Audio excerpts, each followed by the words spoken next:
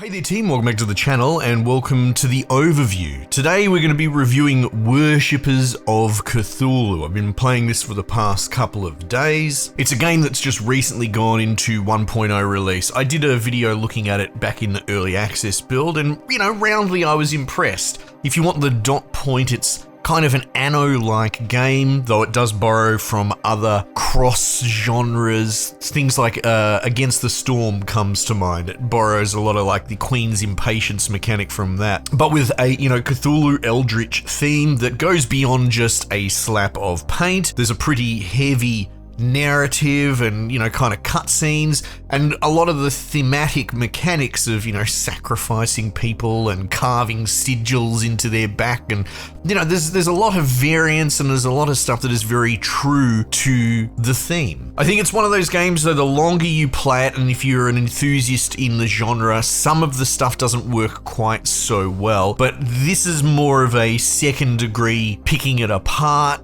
As far as my time with it, I enjoyed it roundly. So yeah, it's a good entry. It's a budget Anno, I suppose. Like it has a launch discount, but it's, $20-30 or something Australian, which is probably a third of what the new Anno is going to cost you. So I think for what it's asking and for what it is a great little package, and I really enjoyed my time with it. So if you're not across at this format, it's kind of my review format in everything but name. I'm reluctant to call them reviews because I put a time limit on the top of them. Some games, you can clock in 6 hours, others it's a 500-hour RPG, and I want to cover the new releases in a timely manner whilst giving them a reasonable amount of time, which works out to be 18 hours. That's the average time to beat a game according to how long to beat. So yeah, I've clocked 18 hours into this. As far as progress, that's gotten me through 3 of the 4 missions, which are the main story. And you can extrapolate that. Yes, they're kind of slogs. They go for hours and hours. Some are more slog-like than others. The second chapter did feel like it dragged, but 1 and 3 have been pretty fun so far. But there's also a whole sandbox section as well that you unlock these things. I think they're called subplots. I'm not 100% sure, but they're mixed in with the sandbox. And I tried both of them. I think there's like 3 of each. So there's quite a bit of content to keep you busy. The subplot thing was kind of tricky, actually. Like I only put about a half an hour into it or an hour just to dip my toe. But it feels very much like once you clock the game, you play that and it's a bit more challenge mode. It's not explicitly labeled that, but it felt that way. And the sandbox seems okay, but it definitely favors someone who's going to use all the mutators and stuff, which, there's a whole exhaustive list of things that you can do to mitigate the doom conditions to the game and just, make it a little bit more creative mode. Not something I really go in for. So playing vanilla sandbox mode was okay, but it had a few balance issues. Again, it's more of a play pit for those that want to just go nuts and experiment. So there's definitely a lot of content here, more than I could get through in the time, but the time spent was plenty enough to be able to tell you about the game. So yeah, this is my pseudo review content. It's a bit more longer form. It allows me time to break down the game and explain all the bits and pieces. So if you don't know what I'm talking about when I say Anno, we're going to go through all that. I'll treat it as entry level as I possibly can. Okay, so out of the gate, the developer is Crazy Goat Games. Now I'll check, but I believe they did a game, they previously did a game called Republic of Pirates, which apparently came out in 2024. Now, as my memory goes, these games released relatively on top of each other, maybe a year apart. It's hard to tell because, the release date shifts once they go 1.0. And I was quite negative on this game, specifically if memory serves, because it was very combat heavy, which isn't necessarily a bad thing, but the fidelity of handling the combat was quite poor. You couldn't group units, you couldn't hotkey, or I believe you couldn't even grab multiple units at once. I can't remember 100%, but the build that I looked at was pretty weak. Now, I'm not going about trying to bash them. Apparently that's reviewed fairly well over time, but that's their pedigree, and this game is clearly a similar genre, Anno-like, borrowing other things, and it feels like they actually learnt from maybe some of that feedback. There is combat in this, but it's curbed significantly to the point where, you wonder why is combat in half of these games. Anyway, I still stand by it's probably the weakest part of things like Anno, and I've played every Anno as they come out. In fact, on that tangent, when it comes to what is essentially a logistics chain management type game, I think the king of dealing with an antagonistic component that attacks you is probably something like Factorio, where it is, waves of bugs attacking you that scale with the size of your pollution footprint, but you ultimately defend them by making turrets and walls and feeding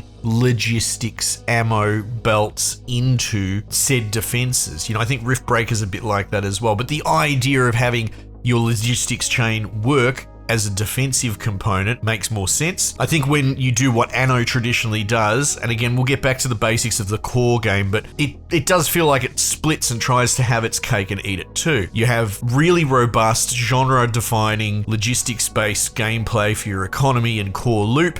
And then you have this tacked on kind of shit afterthought RTS type gameplay, which is weaker. And if I wanted to play a good RTS, I'd just play something else like StarCraft. And I mentioned Against the Storm, which they borrowed some mechanics from in here. That's another good example, and you can put Satisfactory probably in that same broad conversation. These games that don't strictly have an antagonistic enemy faction trying to force you into a soft, not PvP, but, factional fight thing. And yet those games are probably kings of their genres, respectively. Their antagonist being the game itself. The mechanics in Satisfactory, you don't necessarily have pressure, but overcoming all the different chain throughput is the puzzle, is the challenge, is the antagonist, albeit at a slower pace. Against the Storm, it's more about things like Queen's Impatience, and as you push out and unlock groves, you have to overcome material logistics dumps. Anyway, that's a quick sort of aside, and that might be one of the weakest parts of this game. But again, it was worse in their previous game, Republic of Pirates. They've definitely curbed it here. This is all to say that if you played Republic of Pirates and you bounced off it because of those issues, this is worth giving a go, Worshippers of Cthulhu. Well, that's their pedigree. What is this? I keep saying Anno Light. So there's a game series called Anno. It comes out of Ubisoft. It doesn't get a lot of fanfare these days because, well, generally speaking, it's a good game. If we're going to be spicy, don't get me wrong, I understand a lot of the feedback against the negativity towards Ubisoft releases, but Anno doesn't really drop the ball, and the next Anno looks really good, Pax Romana or whatever it is, and it's going to come out later this year. I'm very excited. So generally speaking, it's a great series, not really marred by controversy. And yes, at its core, it is logistics chain throughput. It's not Factorio in that it's about build mats to make the factory grow. It's more like a sort of pyramid class system built upon that, and it feeds further into the consumption of the different tiers of class. And the higher up you go, the more of a supporting fundamental structure that they need, to the point where your highest tier workers require so many resources fed into them just for them to exist happily and do their job, but they will be required to do a very specific high-skill job in turn. That's the fundamentals of it. And, you can drill deeper down into that. Anno 1800 is the most recent example. I haven't played it in a little while. I played the shit out of it. There's different islands and they'll have different resources on them, so you spread out and you can potentially trade and talk to other factions. We're going to not really talk too much about that because I feel like in my front load I covered the antagonistic component, the factions and that sort of thing, but at its core, that's the draw. The draw is the economy, the logistics, the throughput, the feeding the classes to then in turn ascend to a new class and feed them. And all of that is here in this game. Broad differences at a blush would be there aren't as many casts in this. I believe there's only 3, and I've only really dabbled with the third one a little bit because this is very much campaign, couple of different scenarios back to back. So that's one of the main differences. I feel like, and don't quote me on this, but the way that they do population in this is very different as well. It's one person per house, one family, but mechanically they serve as one person that works. And I think often in these games you stack multiple people, and the advantage of feeding it as efficiently as possible, like say the worker class demands bread and fish or something like that, and if you get 100% of each, it will populate more people into the building. That's not what happens here. It's much more binary. While there is a percentage there, to give you a real-time feedback on maybe if the cooked corn level is not high enough for that house, I'm pretty sure it's yes or no. Either it's enough or it's not. So it's simpler, and as a result, your cities sprawl a little bit more, and rather the population density becomes a little bit of a headache. But yeah, you'll start on your island. You'll have a very basic temple at the beginning that you carve idols for out of surplus resources, and it's tier related as well. So in the beginning, it's just wood planks, which is your basic build material. It's the first supply chain that you will build. You'll have someone chopping down trees in a forest area, and then you have someone turning those trees into logs, and those get turned into buildings. And again, that's sort of the main build mat. There's a few more at higher tier, but building buildings is pretty basic, always has been in Anno when you compare it to something like Factorio. But you'll use the surplus logs to carve an idol, and has this really cool animation of octopus arms coming up and grabbing it and taking it back to the depths, and that'll then give you these this currency. Jeez, I can't even remember what it's called, because you got fate's like money. Anyway, you get this currency. It's almost like an XP tree thing. You use that to unlock more buildings and tiers and that sort of stuff. And ultimately your goal is to take all these fanatic psychopaths and jazz them up. By the way, they have a relative fanaticism. Some of them are sort of fence sitting in the beginning, but as you increase their fanatic bar, which is a bit more, not doom timer, it's the inverse of a doom timer.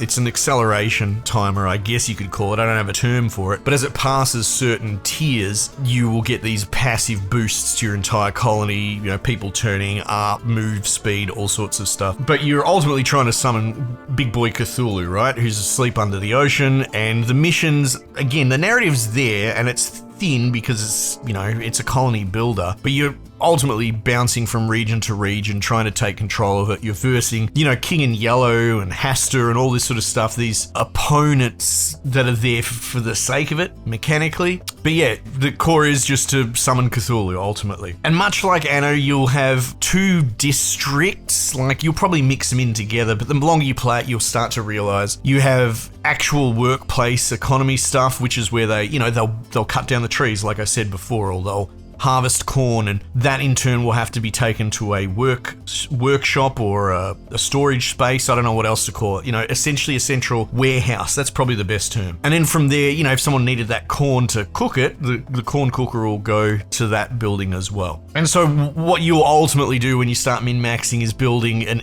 economy district or a working district, because workers aren't required to go to work from their house. That's where you'd have more of a residential area. You'll come up with your own idiosyncratic thing, and part of supplying the workers with what they need, it won't just be they need X corn, which they draw from storage and they use. They just automatically do that, again, like Anno. But you also have area coverage, as in by road routing, temples and other Cthulhu themed buildings that they have to be close enough to get the bonus from. So the way that you build a residential district with consideration to proximity to these zoning buildings versus the way you build an economic district with actual workshops instead and having like industry near each other, there are two kind of pillars of build thought. But all of this is old hat if you've ever played Anno. But I also mentioned things like the Cthulhu theme, which is cool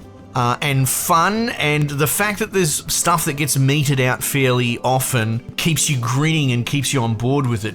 But as far as actually adding to the gameplay, there's not a lot there, right? And so it's novel and it will give you something to grin about, but it's not going to change the genre or anything like that. And honestly, a lot of these mechanics you probably will ignore because they get in the way of you juggling 5 plates in your mind, trying to figure out what you're trying to stay on top of, and interacting with this sort of fiddly stuff becomes secondary.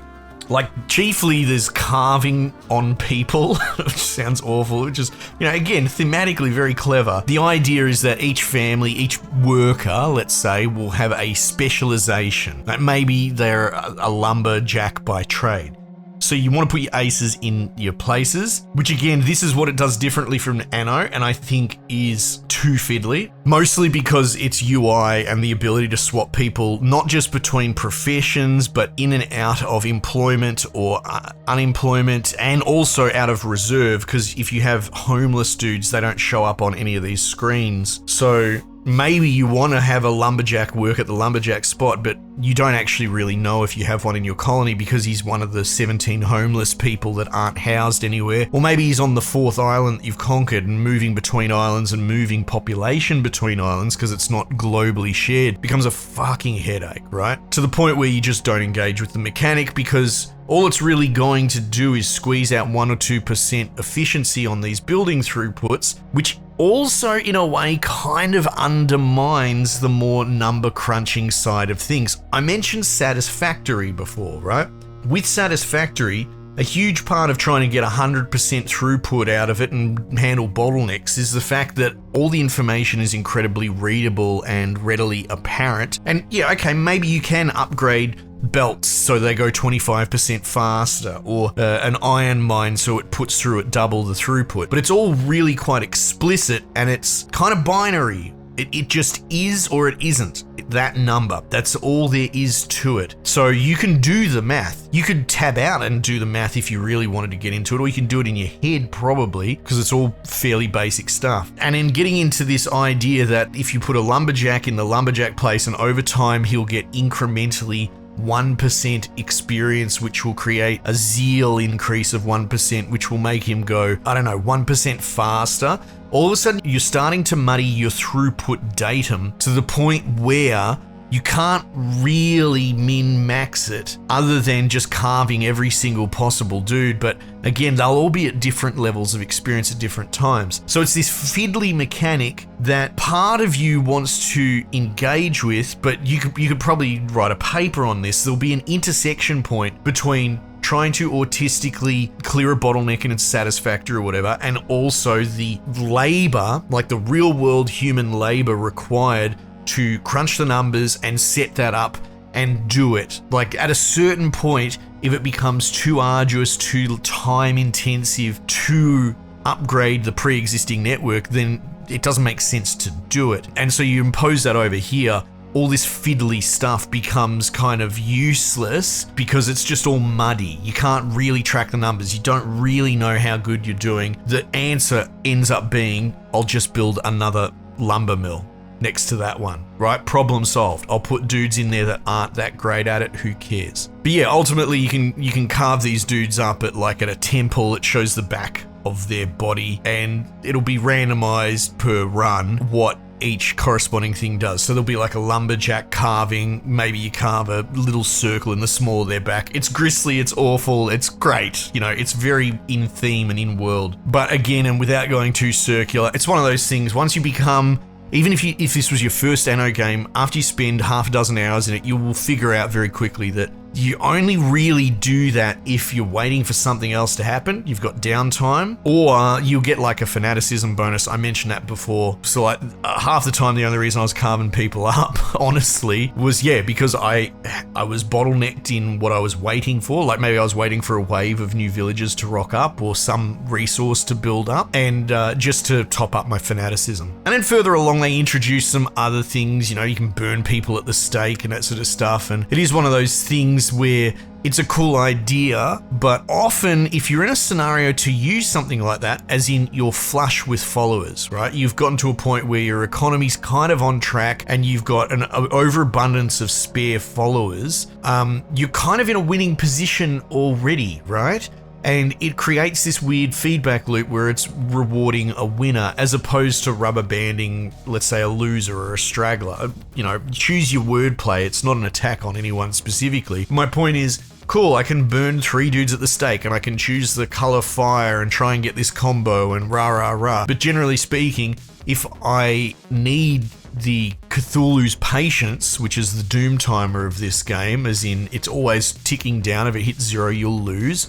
But sacrificing dudes will get you more Cthulhu's patience. But if I'm at a position where I'm, let's say, behind where I'm supposed to be, chances are I probably can't afford to sacrifice workers. They're part of my critical economy and throughput. And so again, it's a cool idea, but it starts to look more tacked on than actually considered gameplay multiplier. It's a mechanic that you're only going to use if you're in front, and if you're in front, why would you use it?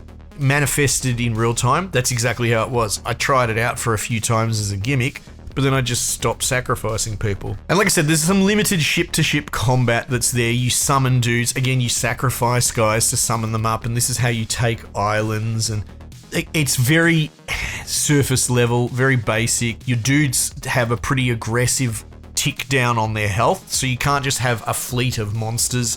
They are summoned for X minutes and then they go away. So you'll have to sacrifice a bunch of people, take over an island. That's the only real time that you'll engage with it, outside of scenarios that force you into it. And again, I mentioned Cthulhu's patience. There will be these scenarios which are kind of the highlight of the game, these splash screens with really good art where your people come to you with some sort of morbid Lovecraftian problem. You know, someone's keeping something in their basement and they're begging you not to look. Do you go in there or whatever, you know? And it'll give you choices. They will have outcomes, and it's cool. It adds to a bit of narrative depth, but a lot of the time, once you've seen them all, because they do repeat and on random, you know the answers, and you know the answer that you want. You want more fanaticism, you want Cthulhu's patience, whatever. You're just going to autopilot pick things. So you exhaust them about halfway through my playtime at least. But yeah, look, that's it. That's Worshippers of Cthulhu. It's good. It's okay, right? And there's nothing wrong with being okay, but at times it became a little bit of a slog. It was fun restarting new scenarios when I did tick over to a new chapter. You could try out new build structures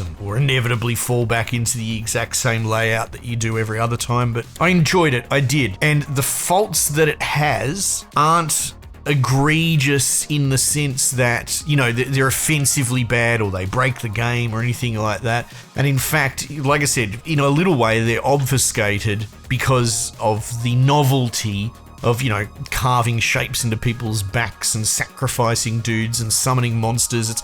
It's all very in-universe and very clever and very cool. So I appreciate them trying a different thing, but when you do the 100-foot view, when you come and sit down at the microphone to review it and you go, all of these interesting novel things that they did in this game are in fact not really force multipliers and are often stuff that you will not engage with or actively avoid if possible, because they just take up your precious time when you're trying to improve other parts of your economy. It is an interesting thought, you know.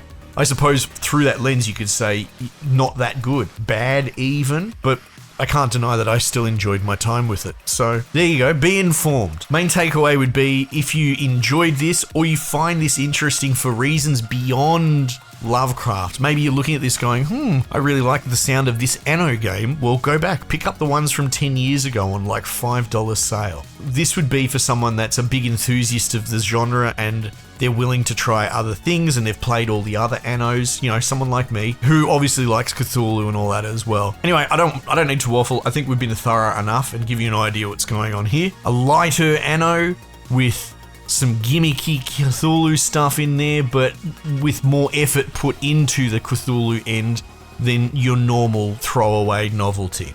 Anyway, team, I might just leave it there for the time being, and I'll catch you guys on the next one.